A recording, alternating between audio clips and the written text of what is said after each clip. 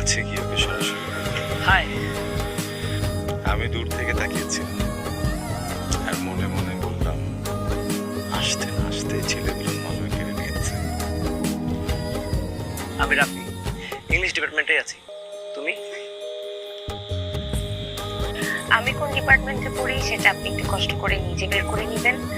আর অপরিচিত মানুষকে তুমি বলা আমার একদম পছন্দ না, আশা করি এটাও আপনার মনে থাকবে।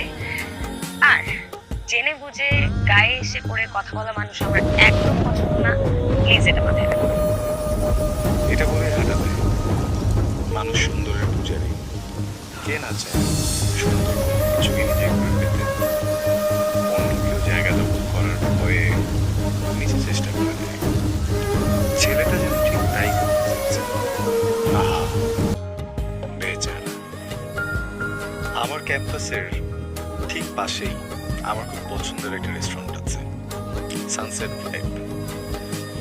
যদিও পছন্দের বিশেষ কিছু কারণ হচ্ছে রেস্টুরেন্টটা ভয়ঙ্কর রকমের পকেট ফ্রেন্ডলি।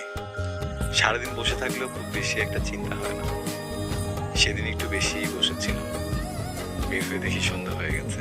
তার মানে আমার শেষ বাসটাও মিস। অপেক্ষা করছিলাম যদি একটা রিক্সা যায় চড়ে বসবো, কিন্তু ঠিক তখনই হাই।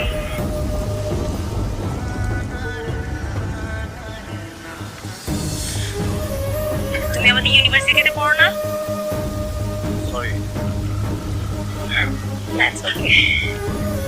তুমি কি সিলাই রাখো? হ্যাঁ রিক্সা। এই সময় এখানে কিছু পাবা না। তুমি কোথায় থাকো আমাকে বলো, আমি তোমাকে ড্রপ করে দেব। ওর কাছ থেকে এমন কিছু শুনবো এটা আশা করিনি। একটু হতভম্ব হয়ে গেছিলাম। হাই। Thank you. না, আমি একটু আমার মতো করে চলে যেতে চাই।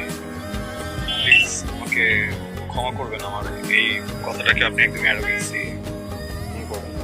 আমি আসলে কারো চোখের শত্রু হতে চাই। আমার মনে হয় যে আমি যদি যেন জবে থ্যাংক ইউ। সরি। এটা বলেই আমি জীবনে কোনো কোনো মানুষের ছায়া লাগাতে হিসেব করেই লাগাতে হয়, না হয় সেই সব মানুষের ছায়া সারা জীবন নিয়ে মস্তিষ্কে যন্ত্রণার মতো বিরাজ করে।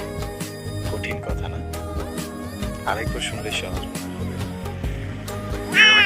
করে কি আমার সাথে রাগ দেখে কোনো লাভ আছে? নিজে তো চলে গেছিল রাস্তার মাঝখানে, এখন যদি গাড়িটা মেরে দিত তখন কি হইতো? হ্যাঁ, বাসে কে গেছে?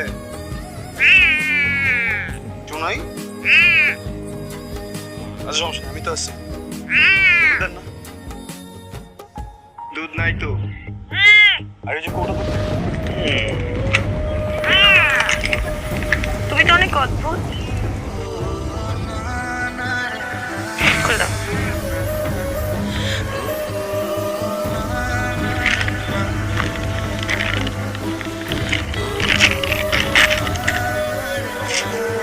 কেন বললেন আমাকে?